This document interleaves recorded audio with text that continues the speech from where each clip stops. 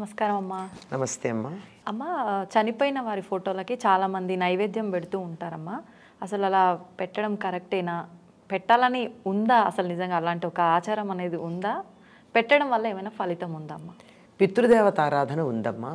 దేవతలు పితృదేవతలు అని ఇద్దరు ఉన్నారు. పితృదేవతలను కూడా ఆరాధిస్తాం. దేవతలను ఆరాధించే పద్ధతిలో పితృదేవతలను ఆరాధించాం. వాళ్ళ పద్ధతి వేరు. ఓకే. పితృదేవతలకి పిండ ప్రదానం చేస్తాం, జలతర్పణాలు ఇస్తాం. నువ్వులతో కూడా తర్పణాలు ఇస్తారు. తిలతర్పణాలు, జలతర్పణాలు, పిండ ప్రదానాలు. ఇవి చేస్తేనే పితృదేవతలకు వెడతాయి తప్ప మరో రకంగా చేసింది ఏది వాళ్ళ దగ్గరికి వెళ్ళదు. ఓకే.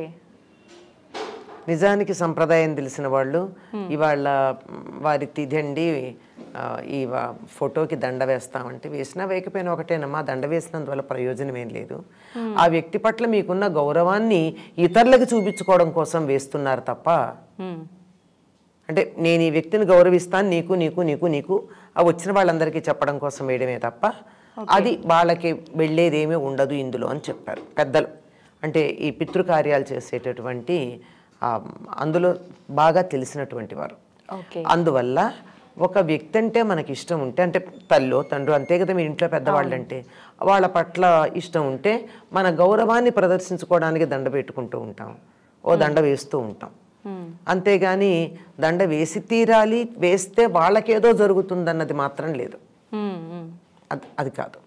మరి వాళ్ళకి ఇంకా ఈ నైవేద్యాలు పెట్టేది కూడా ఫోటో దగ్గర పెట్టింది వాళ్ళ దగ్గరికి ఏం వెళ్ళదమ్మా. ఓకే. వాళ్ళకి చేరాలి అంటే వాళ్ళకి చేరడానికి పనికొచ్చేటటువంటి దాన్ని మాత్రమే ఇస్తే పెడుతుంది, లేకపోతే వెళ్ళదు. ఓకే. ఉదాహరణకి ఇప్పుడు మీరు అమెరికా వెళ్ళి ఏమన్నా వస్తువులు కొనుక్కోవాలంటే ఇది ఎలా కొంటారమ్మా? రూపాయలతో కొంటారా? ఏం చెయ్యాలి? డాలర్లు మాత్రమే అమెరికాలో పనికొస్తాయి. మరి పైలోకాలకి మనం ఏది పడితే అది ఇస్తే పెడుతుందా? అక్కడికి వెళ్ళేది ఎక్స్చేంజ్ చెయ్యాలి. దాన్ని రూపాయలని డాలర్లలోకి కన్వర్ట్ చేసినట్టు మన దగ్గర ఉన్న వస్తువుని వాళ్ళ దగ్గరికి వెళ్ళేటట్టుగా కన్వర్ట్ చేసి పెట్టాలి. అలా చేయడానికి ఏవేవి అక్కడికి వెళ్ళడానికి వీలున్నాయో మనకి ఈ పితృకార్యాలు చేసేటటువంటి వాళ్ళు అపరకర్మలు అంటారు. అపరకర్మలు చేసేటటువంటి వాళ్ళు స్పష్టంగా చెప్పారు, ఇవైతే వీలుంది, ఇవైతే వీలు లేదు అని. అటువంటి వాటిని ఇవ్వాలి. ఎప్పుడెప్పుడు చేయాలో కూడా చెప్పారు. ఎన్నో షణ్ణవతులు అంటే 64, 69 రోజులు సంవత్సరంలో పితృదేవతలను ఆరాధించే రోజులు. చనిపోయిన రోజు కాక అమావాస్యలని మరని ఇవన్నీ చెప్పి ఆ రోజుల్లో వాళ్ళు ఏం చేయాలి, చనిపోయిన రోజు ఒక్కటి మాత్రమే తద్దినమో శ్రాద్ధం అని పెడతారు. అది కాక మిగిలినటువంటి రోజుల్లో జలతర్పణాలు ఇస్తారు. అమావాస్య వచ్చిందంటే సంప్రదాయం తెలిసిన వాళ్ళు తప్పనిసరిగా ఆ రోజు మాత్రం తప్పనిసరిగా 12 గంటల దాకా ఆగి భోజనం చేయకుండా ఖాళీ కడుపుతో ఉండి తర్పణాలు ఇస్తారు 12ంటికి. వీలు కాకపోతే కొంచెం ముందు ఇస్తారు క్షమాపణ చెప్పుకుని, కానీ సమయం అది. అలా వాళ్ళకి ఇస్తే వాళ్ళకి చేరుతుంది. వాళ్ళకి చెందాలంటే చేయాల్సిన పద్ధతి ఇది. లేదు మేము గౌరవం కోసం పెట్టామంటే గౌరవం కోసం పెట్టుకోండి, కానీ ప్రయోజనం అయితే లేదు. ప్రయోజనం వాళ్ళకి లేదు, మనకుంది. మనకెందుకుంది?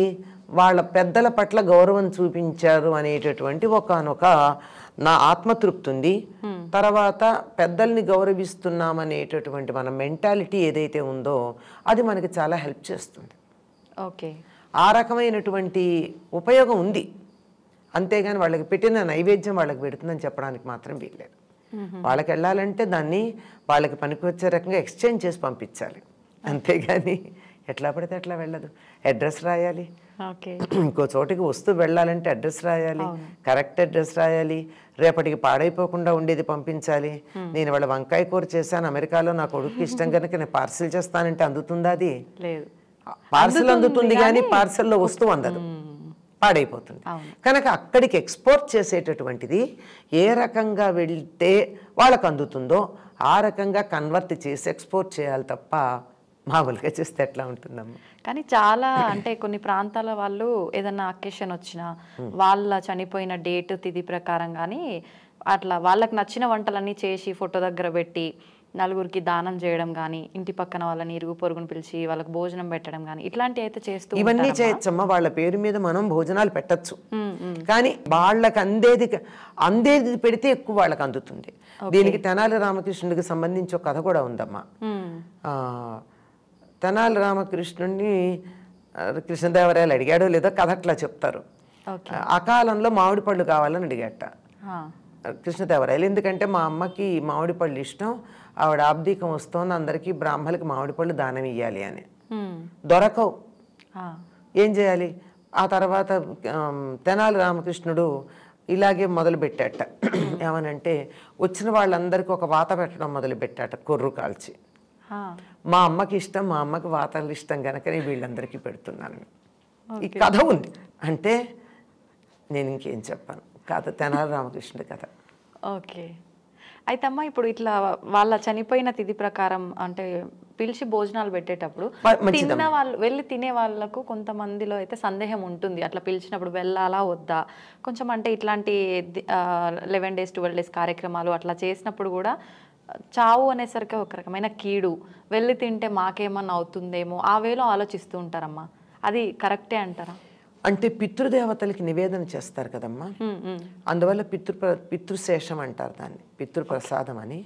అది తింటే ఏమవుదు, కానీ అది తిన్నాక మళ్ళీ ఇంటికి వచ్చి పూజ చేసి దేవుడికి వండి నివేదన చేస్తారు చూడు, అవును, అట్లాంటి వాళ్ళు తలస్నానం చేస్తారు అంతే, అంతకన్నా ఇంకేం లేదు. పితృదేవతలకు నివేదన చేసిందే కదా అక్కడ పెట్టేది, ప్రసాదంగా పెడతారు. మరి వాళ్ళు తీసుకున్నారా అంటే దాంట్లో ఉన్నదాన్ని శక్తిని తీసుకుంటారు తప్ప, వాళ్ళు తీసుకునే దానికి రెట్టింపు శక్తిని అందులో ప్రసరింప చేస్తారు తప్ప ఫిజికల్గా తీసుకోరు. ఓకే, వాళ్ళకి నివేదన చేస్తే అందుతుంది, తర్వాత వాళ్ళ శక్తి కూడా అందులోకి వస్తుంది. అందుచేత దాన్ని మనం తట్టుకోగలమో లేదో తెలియదు, ఎందుకంటే నా పితృదేవతలు వేరు, మీ పితృదేవతలు వేరు. అవును, అందుకని వచ్చి స్నానం చేస్తారు అంతే తప్ప దానివల్ల ఎటువంటి హాని కలగదమ్మా. పితృదేవతలు సంతోషిస్తారు ఓకే పితృశేషం తింటే. నిజంగా ఈ పితృదేవతలకి ఇట్లా పెట్టాలి అనే విషయం మీద మాత్రం చాలా మందికి చాలా చాలా సందేహాలు ఉన్నాయమ్మా. ఈ వీడియో ద్వారా అందరి సందేహాలు నివృత్తి అయిపోయాయి. అన్నీ అయ్యుంటాయని అనుకోను, కానీ కొంతవరకు అవుతాయి. ధన్యవాదాలు.